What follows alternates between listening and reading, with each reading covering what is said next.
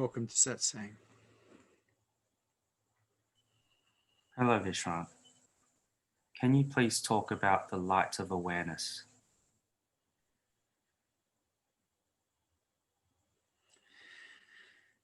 So when there is no awareness, we're in the dark, we're in lower consciousness. We just run automatically and unconsciously according to whatever default patterns we may have. And so when we become more aware, when there is more awareness of what's happening, there is the potential for not running true to default patterning.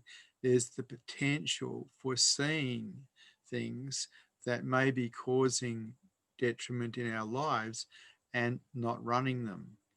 And so when we look at consciousness levels in human beings, from lower consciousness to higher consciousness to super consciousness, we're looking at quite a range. When it comes to animals, they're pretty much running to default patterns that they have no control over. They just have to do them. But as human beings, we have the ability to raise our consciousness levels, to see through the mind, and to react or not react. In other words, respond. And this is the beauty of higher consciousness. Because we can see what our mind is up to, because we know what it's doing, we can actually not get involved in activities of the mind that hurt us or hurt other human beings. And so the light of awareness is really just clearly seeing what is going on, because we're aware of it. We're not lost in some dream. We're seeing reality. We're seeing what's really going on.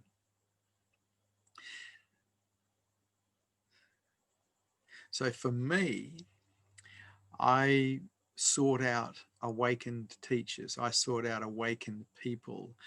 The first one, my spiritual master and my spiritual father, was Osho Rajneesh, who called himself Bhagwan Sri Rajneesh when I first joined him in 1982. And he had this light of awareness about him. He illuminated everything for me, made me question everything, made me check out all my belief systems that I had taken for granted for so long that turned out to not be true. The light of awareness shone, and I got to see things that I didn't like about myself. I got to see things that I did like about myself. But because I could see what was going on in my own mind clearly, I then started to have a choice as to whether I would run those programs or not. And this I afford to the light of awareness, illuminated by Osho Rajneesh. Most people, including myself, have not been programmed to be happy. We were probably programmed to be efficient little machines, going to school and learning how to problem solve.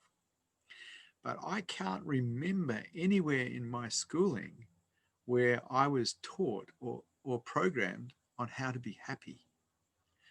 And it's so funny because that's what everyone on the planet wants. Everybody here on earth wants to be happy, yet it's not taught at school.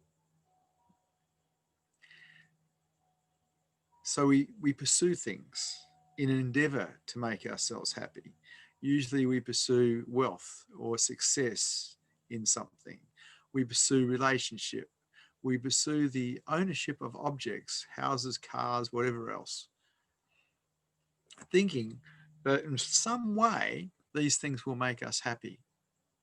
But they in themselves are desires which make us unhappy, because any desire is resistance to what is, which is a form of suffering. And we don't realize that we can't find happiness outside of ourselves. Yet we keep looking outside of ourselves for it, thinking if we get more of this or less of this, or a better relationship, or we are more loving in relationship, or something, something outside, that we'll find happiness. And true happiness is inside of ourselves when we find heart, when we find beingness as self. So two ways I know. One is to find the love that is here, which is covered by our closure and defendedness. The other is to find our true nature, pure awareness, as self, because then the mind experiences profound contentment for no reason, which is my definition of happiness. The light of awareness shining on the mind just rests, profoundly content for no reason. But none of us were programmed for this at school. None of us were taught how to be happy. None of us were taught how to become enlightened. I don't think any of us were really even taught how to find our own hearts or what's in the way of us experiencing our own hearts. So as adults, we have to start questioning, what's it all about? What's going on? What's really worth something here and what is not? These questions are the questions of the seeker. Who am I really?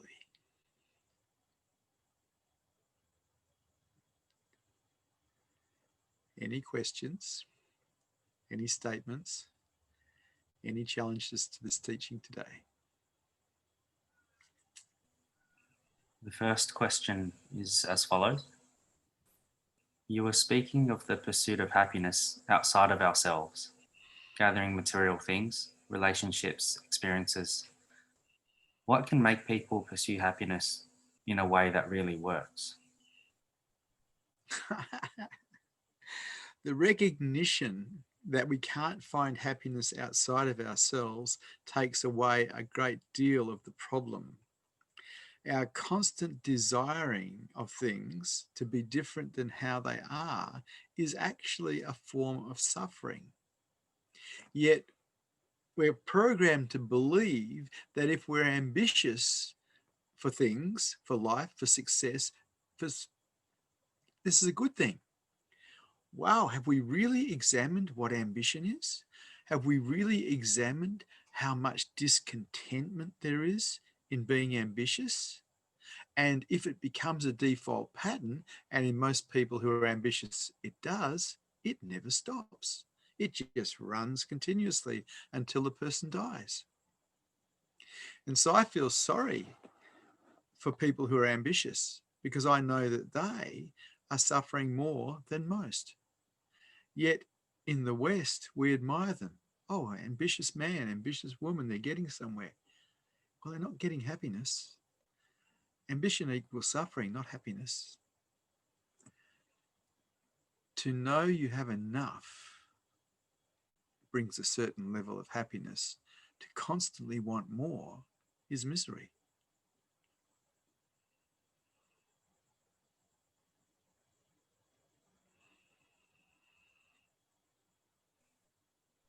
How can I measure how conscious I am?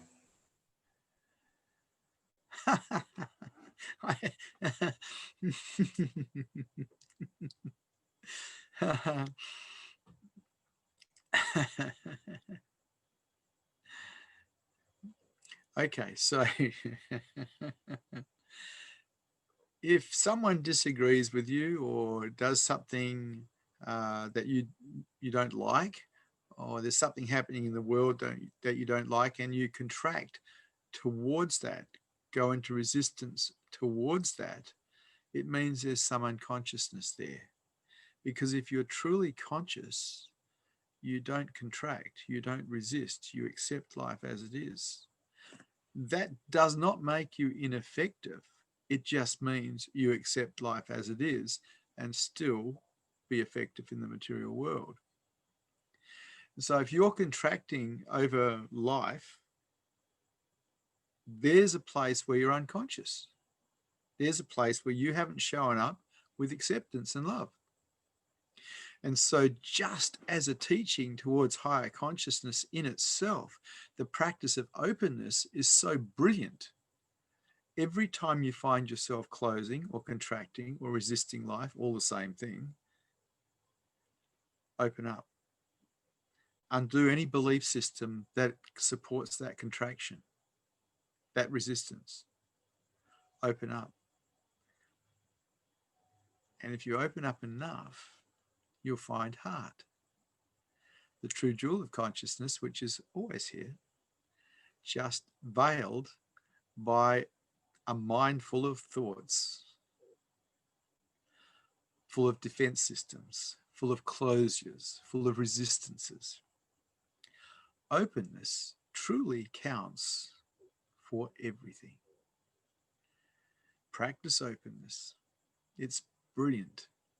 It does mean, though, that you're going to be undefended. It does mean that you're going to be vulnerable because you're going to be open. But this is the way of the heart. Being defended, being closed, being resistant is the way of the mind. Very different path. Sometimes they talk about the least traveled path. From my perspective, the least traveled path for most human beings is the way of the heart.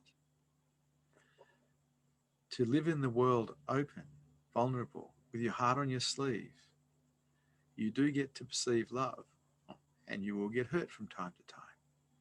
But what a beautiful way to live, because when heart is perceived, the way it affects the mind is you want to take care of everything and everybody. This is the noble path.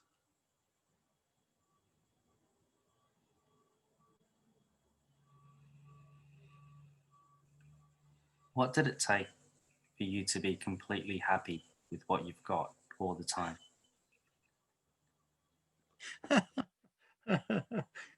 You probably won't like the answer to this one.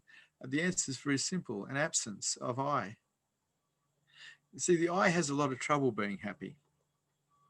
It's its nature to be unhappy in some ways because it's constantly wanting things to be different, which is unhappiness. It's discontentment. And so the less I, the more happiness. A wonderful Buddhist saying, the less I, the less problems. And it's true.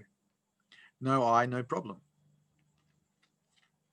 And so when you start opening up and you start perceiving the beauty of love and heart, you start to fall into service, because it's just natural to fall into service because you just want to help people.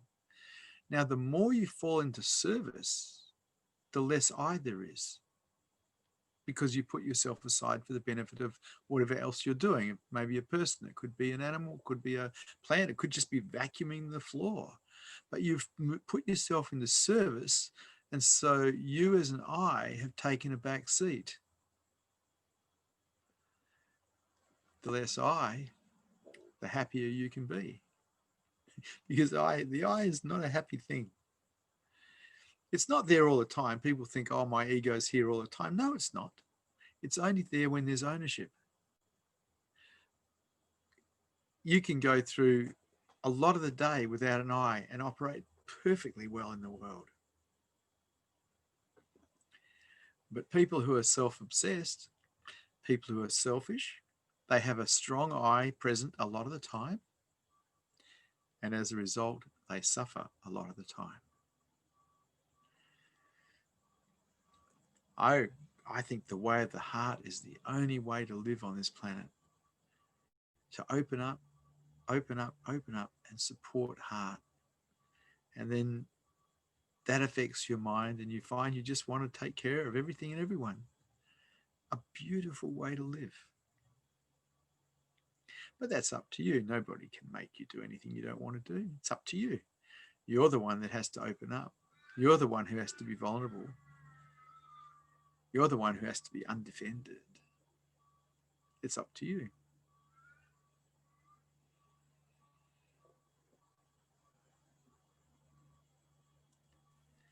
The next question is from a viewer. Why do you talk about opening your heart instead of opening your third eye? I talk about both. It's just that if we were in a monastery or an ashram where we weren't in the marketplace, where we didn't have to deal with people, we could just concentrate on discipline, concentrate on the Yoni path, meditation, putting awareness on the third eye or the crown, self-inquiry, asanas, all the different things that can be done towards enlightenment. But because we're in the marketplace and we're not monks and we're not nuns and we're not sadhus, because we're in the marketplace, we have to live a certain way. And the way of the heart is way more beautiful than any other way to live in the marketplace. And so I see those who are interested in enlightenment need two wings to fly with. One is the wing of discipline, meditation, self-inquiry, the practice of openness, the practice of undoing beliefs, certain discipline. The other wing is the wing of love. And we achieve love, or we perceive love, by putting ourselves aside, by being less than, by being open, by being undefended. And with these two wings, we can operate in the marketplace towards enlightenment. And so I teach both.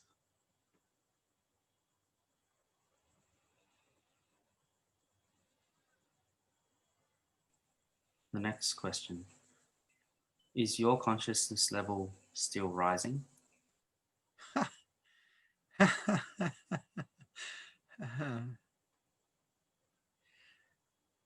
I have no interest in consciousness levels. The experience or the knowing or what's here is just this. It needs absolutely nothing. It is perfect in every way. It was never born, it cannot die, and it cannot be touched by anything. Consciousness levels are related to the mind, and there is just no interest in it.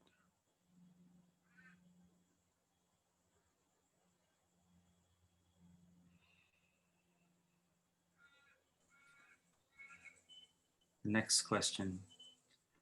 I enjoy being in service sometimes, but not others. What stops me from going to service all the time? It's a choice.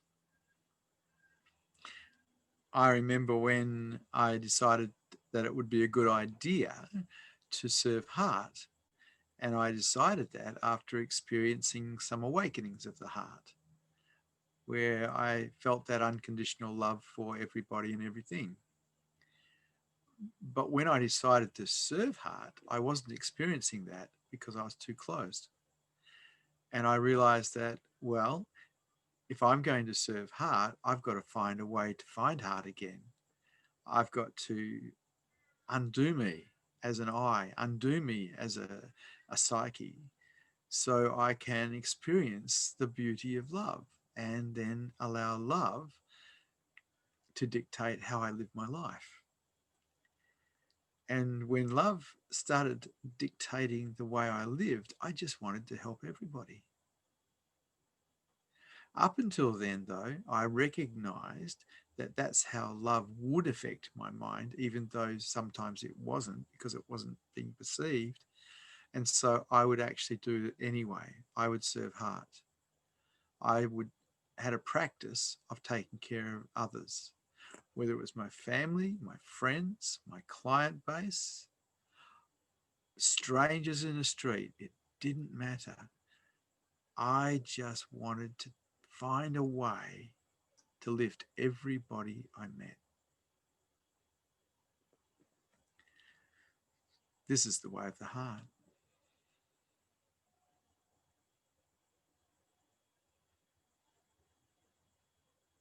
The next question is from a viewer.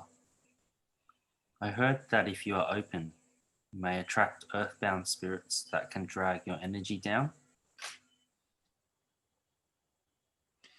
That's a statement, not a question.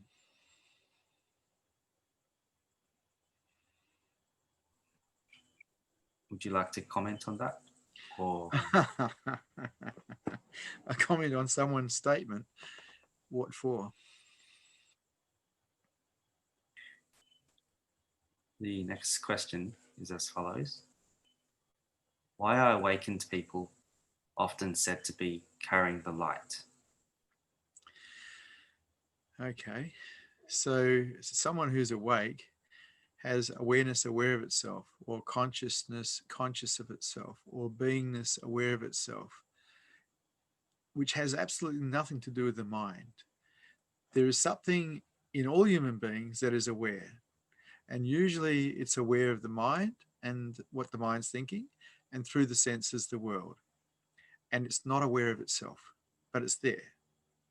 In someone who's awake, this that's aware of the mind is also aware of itself. And when it becomes aware of itself or conscious of itself, there is a field of energy produced called a Buddha field. And for those who are sensitive, it is palpable. It can be very easily perceived. From my perspective, with the people that I was interested in, they carried this energy field because I had fallen in love with this energy field around Osho. And the energy field itself, the Buddha field created by awareness aware of itself, is really our own true nature.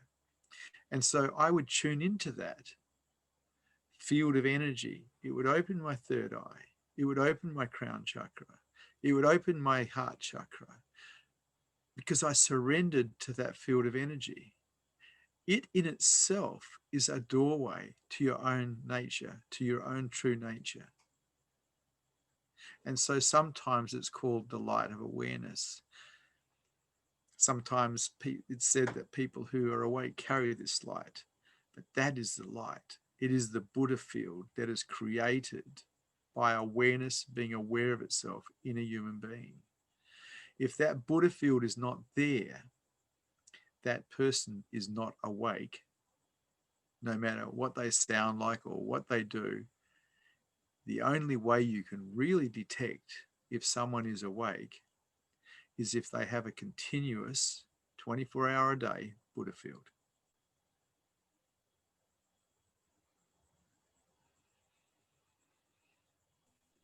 Next, we have Pooja who would like to ask a question. Hello. Hello, Pooja. You're muted at the moment. Could you unmute yourself?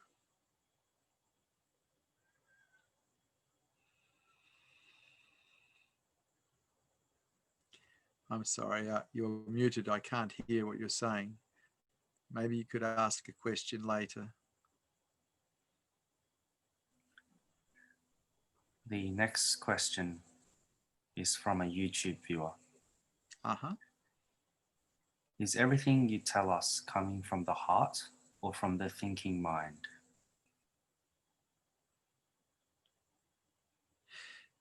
Pretty much every single thing I talk about comes from direct experience.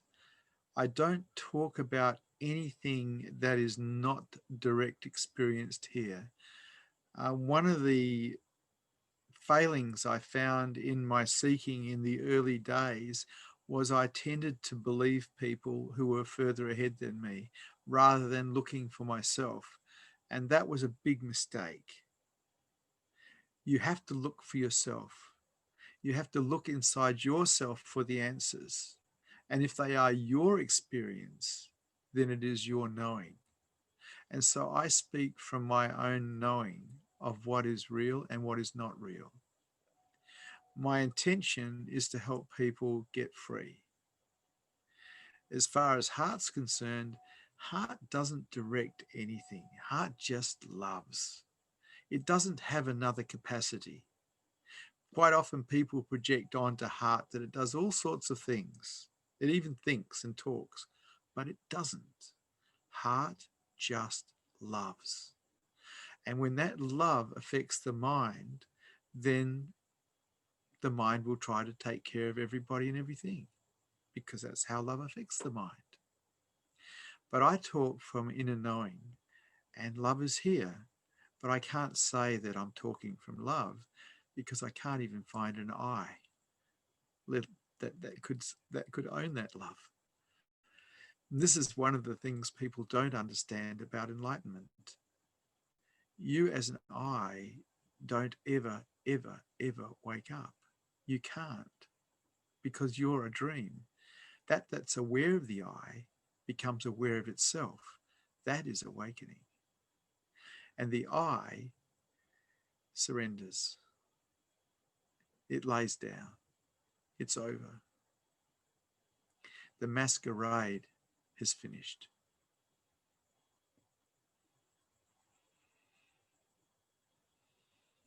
The second part of that question: how come we trust the thoughts if we learn how not to trust our mind?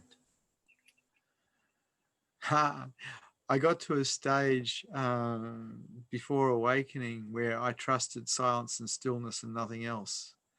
And the reason I got to that stage was I recognized that the mind, or the mind, the ego part of the mind, was trying to survive, because enlightenment is the annihilation of the I.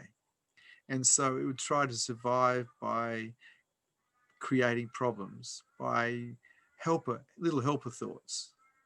And so from my perspective, what occurred was there was non-trusting of the mind anymore. As a matter of fact, there was no touching of the mind anymore. Awareness was continually turned back to itself until it locked onto itself. The mind and its story, even its helpers, had become absolutely irrelevant and were surrendered.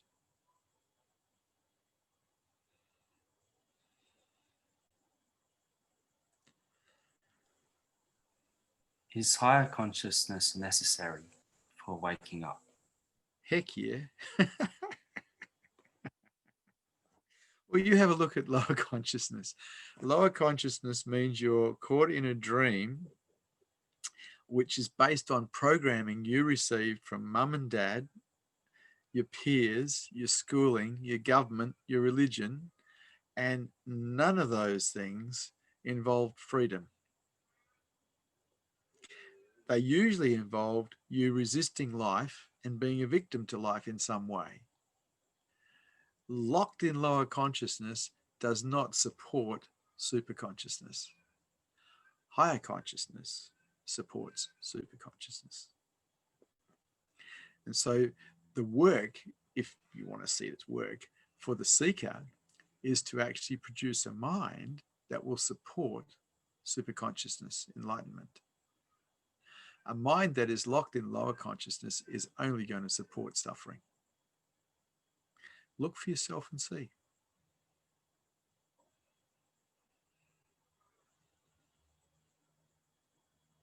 The next question is from a viewer. When closer to awakening, doesn't the I still benefit in that the I feels happier or feels more blissful? That's an idea, not a reality. The I disappears. There's just space. There's just looking, but nobody looking. If there's walking, but nobody walking. If there's talking, but there's nobody talking. There's an absence, and that absence is lovely. It's not the I that gets anything from enlightenment. It's not a party it can come to. It surrenders unconditionally. It gives up its story. That's freedom.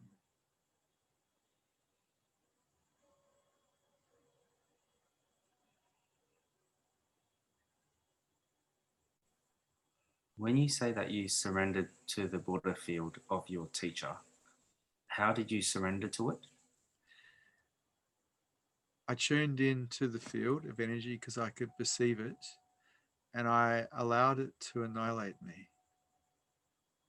I allowed it to open every part up inside of me. I allowed it like the wind blowing through me. I gave my life to it eventually, because really what we are is just everything or nothing, but it's everything and nothing. And the definition of everything or omnificence is God. And when we give ourselves totally to that, we start to find we are that, but not as a personal I, just as pure awareness, pure consciousness, pure beingness. Whatever the mind puts first, it tends to live as. When the mind puts beingness first, or pure awareness first, or God first, that's what we tend to live as. Up to you. Where do you put your awareness?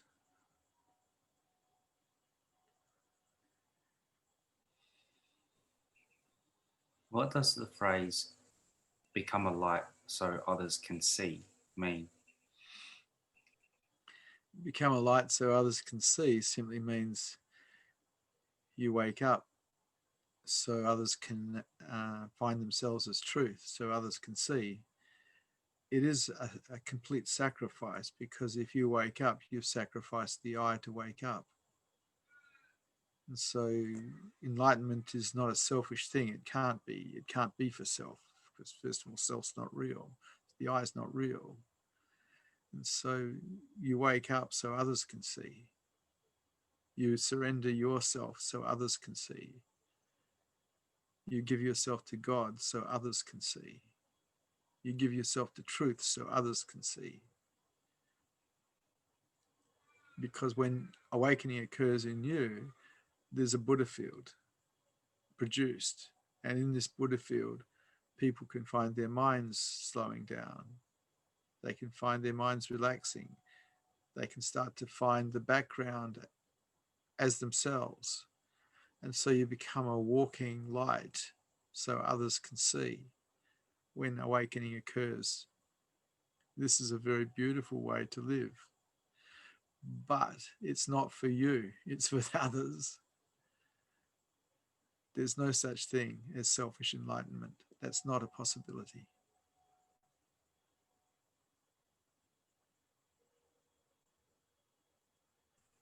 This question is from a viewer. Is it better for this path to be with people's pain to accept and open my heart, or higher consciousness people to feel a higher vibration? Why not both? Why give me an alternative there? Why not be with both? Why not be with everybody? Why be so fussy?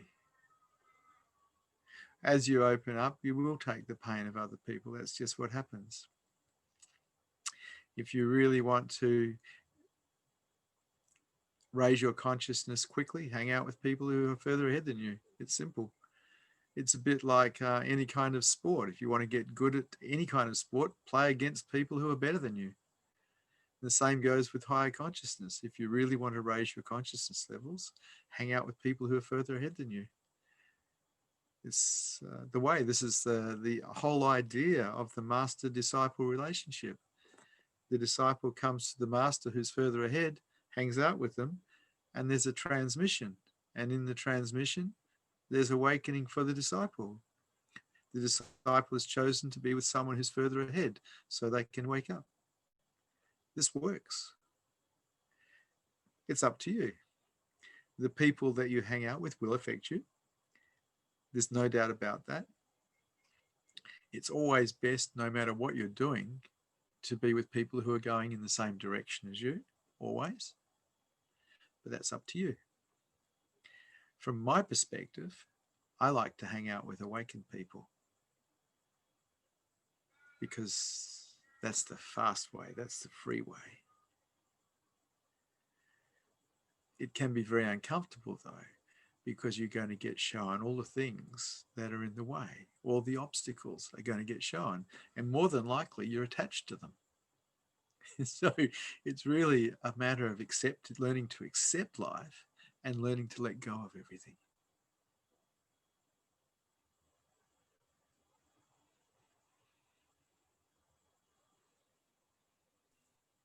Can just sitting in the presence of an awakened person change your consciousness levels? Well, it did for me. When I sat with Rajneesh, I sat and interviewed him for 40 minutes in 1985, and I never recovered from that interview. I was never the same again. I lost the ambition for business and grew such a strong thirst for truth, such a strong thirst to get free. I was never the same. I think that if you're fortunate enough to come into the presence of someone who's awake, you are very fortunate.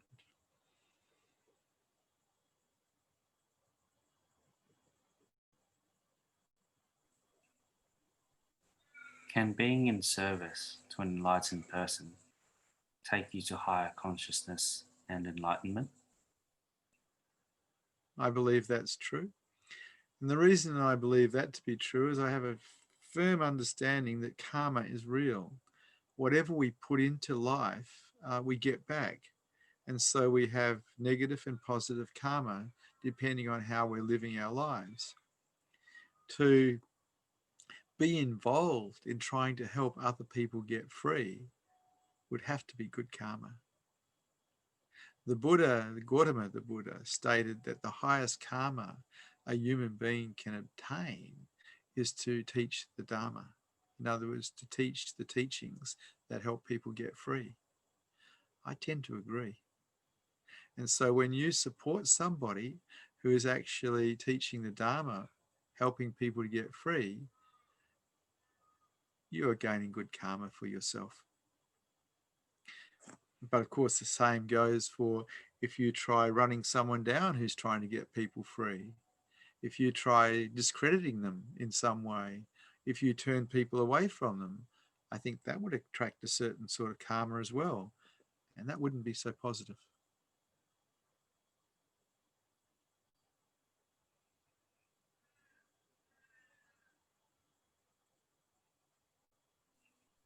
Is it in everyone's interest to become awake? I'm a total fatalist. If you're awake, you're meant to be awake. If you're not awake, you're not meant to be awake.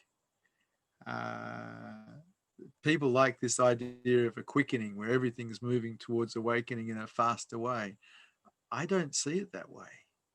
I see life as it is, and I accept life as it is. This is what is. I'm not interested in projecting what should or shouldn't be onto life. Life is just the way it is. Whatever happens is meant to happen, otherwise it would not have happened.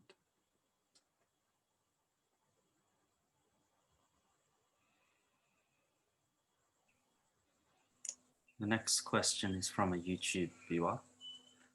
Is it part of the process when we hear sounds, for example, the sound of the earth or space, when we meditate or when we quieten down? Okay. I understand the question, but my interest in meditation was more about putting awareness on what was real than what was not real. So whether it was a sound or whether it was the breath coming in and out at my lip, or whether it was my footfall, my interest was in being present to reality. It didn't matter what that reality was, as long as it was reality. The only thing that is not real is what you think. And so meditation, true meditation, really occurs in no mind, when our awareness is just present to what is real. And so whether you put your awareness on the sounds or on anything else doesn't matter, as long as it's real. And then be present all the time to reality.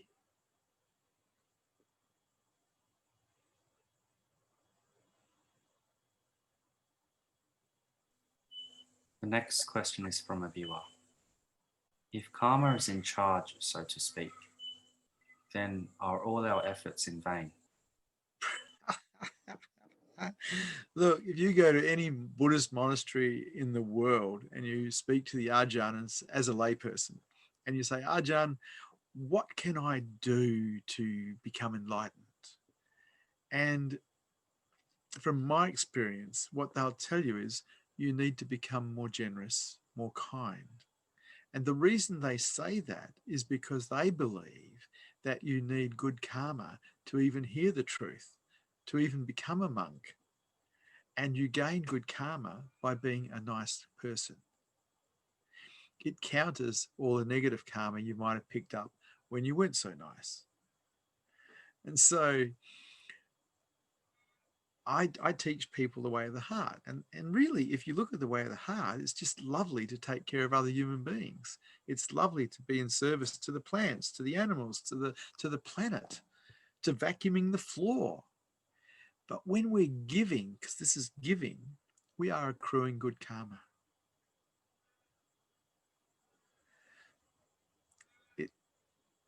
Unfortunately, we live in a world where there's a lot of selfishness. There's a lot of self-obsession. And you see that in all the wars. You see it in all the rapes, all the murders, all the lies, all the cheating. You see, if people were in touch with their hearts, we wouldn't even need a police force, let alone an army. But there's a lack of heart on this planet. There is only one sin. I know the Christian religions have lots of sins, so does the Muslim religions, but there's only one sin. It's selfishness. If you are selfless, you are sinless. And you take care of everybody and everything. This is beautiful. This way of living raises your consciousness levels. This way of living gives you good karma. And so you talked about karma being in control or being controlled by karma. You're the one that produces it. You're the one who's doing it. Sometimes they talk about people waking up at a very young age, at birth or very young. My understanding is, well, very clearly, this person has dragged that karma in from previous lives. This isn't the first time they've played this game. It's all karma. It's all energy balancing out. Just being able to hear someone talk about truth says that you have good karma. Otherwise, you wouldn't be able to hear it.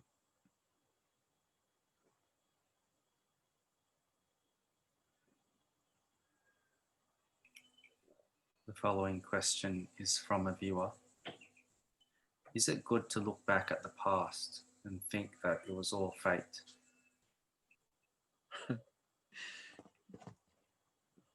There is a great saying, those who do not remember the past are doomed to repeat it. And so we can learn a great deal of lessons on how to be in this world from remembering our past. But in the same breath, remembering his dream. It's beautiful just to be here without any dream. It's beautiful to be that fresh, to be that in the moment without any dream. And when you are little kids, up to the age of about 3, that's where you lived, just here. Very few projections, very few memories, just here. And as adults, we can come back to this space of reality, which is meditation, if we're willing to abandon the dream. And if we look at what meditation is, or the formal meditation, it's abandoning the dream for what is real until what is real becomes our default pattern. being aware of what is real. And then meditation is every moment, being here, being here, being here, not being here. Your choice.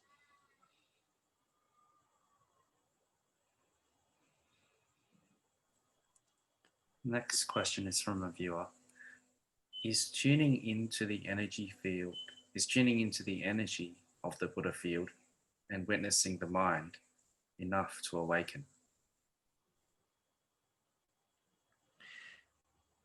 You could say yes. So if you're tuning into the Buddha field and expanding your own consciousness and using the clarity of the energy field, and you're watching the mind, you can see all the things that are working and not working, which gives you the opportunity to run them or not run them. Yes. So witnessing the mind is a way to enlightenment. Because in the witnessing, in the becoming more conscious of the mind, which is higher consciousness, you don't get caught in the mind. Instead of reacting, you're now responding. And so it is a way to enlightenment. Osho Rajneesh taught witnessing of the mind. And I would agree. I like self-inquiry for people as well. Turning awareness back to itself, asking the question, who's aware or what's aware? That works as well. But if you don't witness the mind, you're going to keep getting caught in it. You're going to get caught in its stories, in its dramas. As a witness to the mind, there's detachment from the mind, so you don't get caught. And as a result of not being caught, you can respond instead of react. And so I think witnessing is wonderful as a methodology towards higher consciousness and enlightenment. I like the combination of witnessing the mind and also self-inquiry along with openness to support the heart. I think it's a neat mixture that works.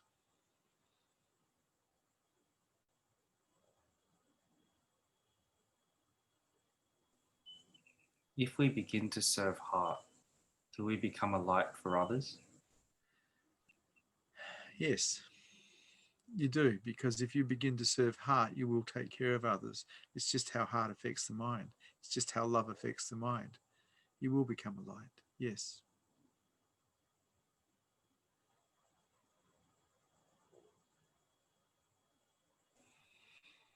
Can the light of awareness bring up and heal the dark night of the soul?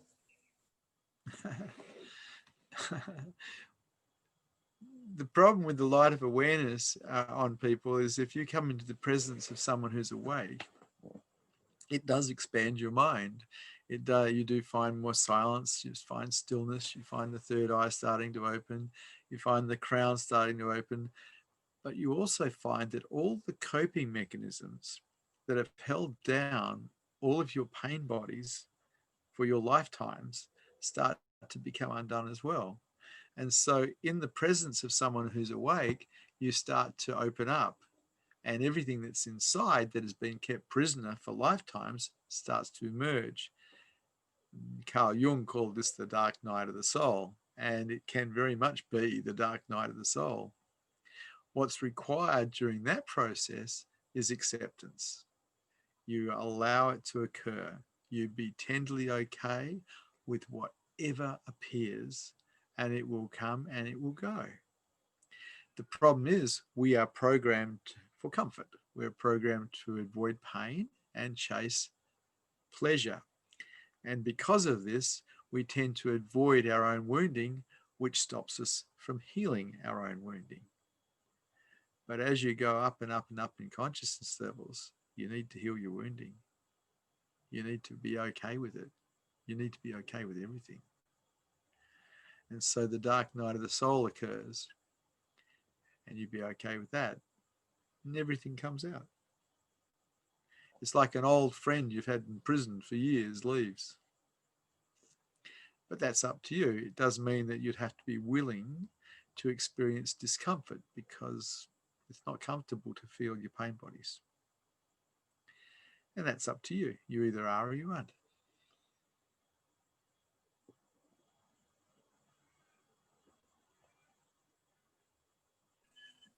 The following question is from a viewer. How does one heal the wounding? Ah, I just described that. Yes, we heal the wounding simply by allowing ourselves to feel it. We can't heal wounding in any other way that I know of.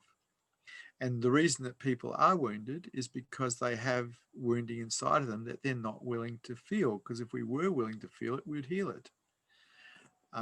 We create wounding ourselves quite often by victim-orientated thinking, turning ourselves into victims of something, and then compounding it by entertaining that story over and over again in different ways. But if we're prepared to feel what's there, if we're prepared to be tenderly okay with whatever appears, we can heal it.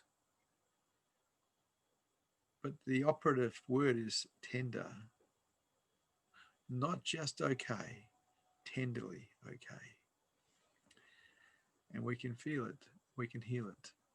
Up to you though, because inside of wounding is not just pain. There's quite often hopelessness and helplessness, and these are feelings we really don't want to know about because they touch on our survival. But they're the feelings we also have to be prepared to feel. And so it's up to you. How much courage do you have to actually feel, to be tenderly okay with whatever is inside of you?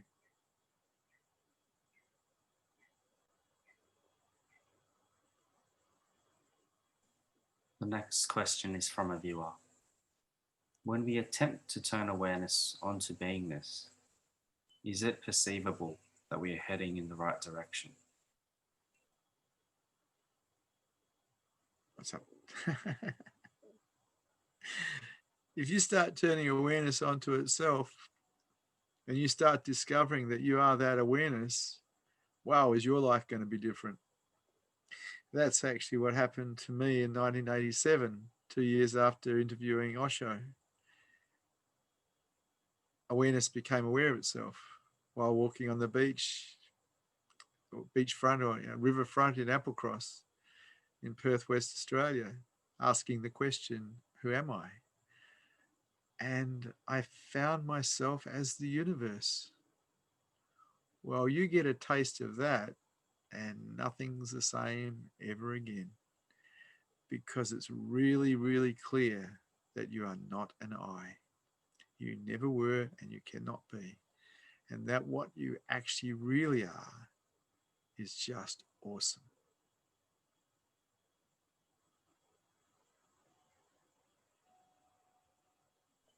The next question is from a YouTube viewer. When you began to let go of your attachments and therefore not grab onto every thought and impulse that came along, was there a period of boredom? Is that normal? First of all, I didn't really let go of my attachments. They let go of me because I put truth first. And in putting truth first, everything else dropped away. With regards boredom, because we are so used to entertaining our mind with constant rubbish talk, when it stops, the mind can get bored. And one of my teachers said to me after awakening, he said, are you prepared to be bored for the rest of your life? And I recognized what he was saying because the mind was addicted to entertainment. And I just made that absolutely okay. Absolutely okay. Forever and ever. The key to higher consciousness, the key to enlightenment is unconditional surrender. Nothing else.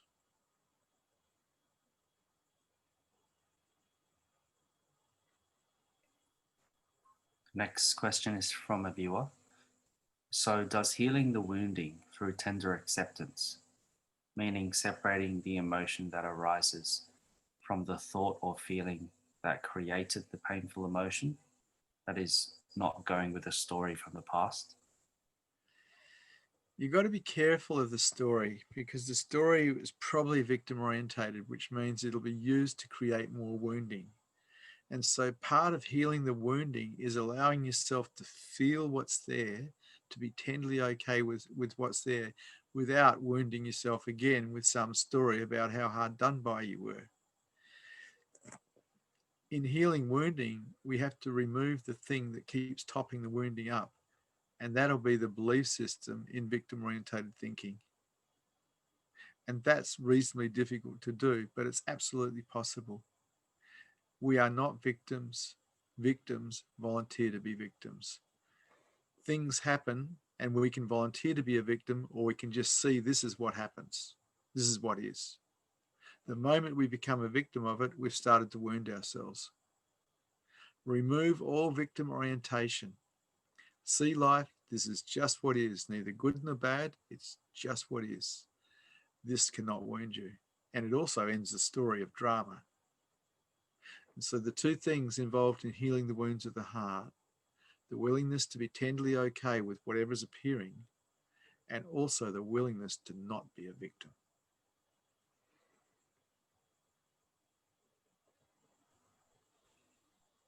The next question is from a YouTube viewer. I just watched the video about desires in the channel. So I want to know which ones of our wishes we could still consider good and try to feed and support, or we just never want. Yeah, I hear the question. And I would like to promote one desire. I would like to promote the desire you have to wake up, the desire that you have to be free, because that one desire is the only worthy desire that we can have. If we don't recognize we're in prison, we don't even want to get out. But once we've recognized we're imprisoned, the desire to get out is the only thing that is going to support us getting out.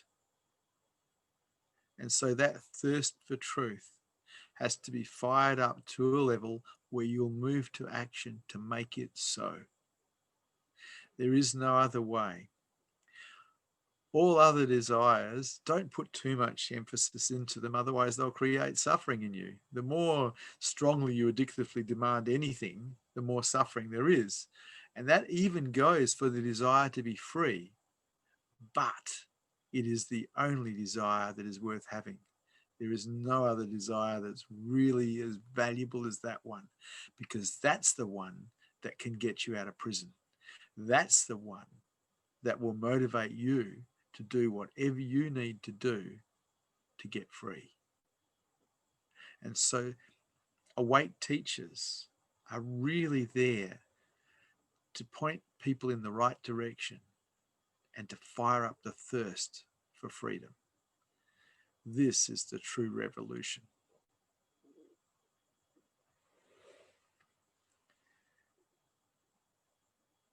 Thank you for Satsang. Good to see you brave hearts here today.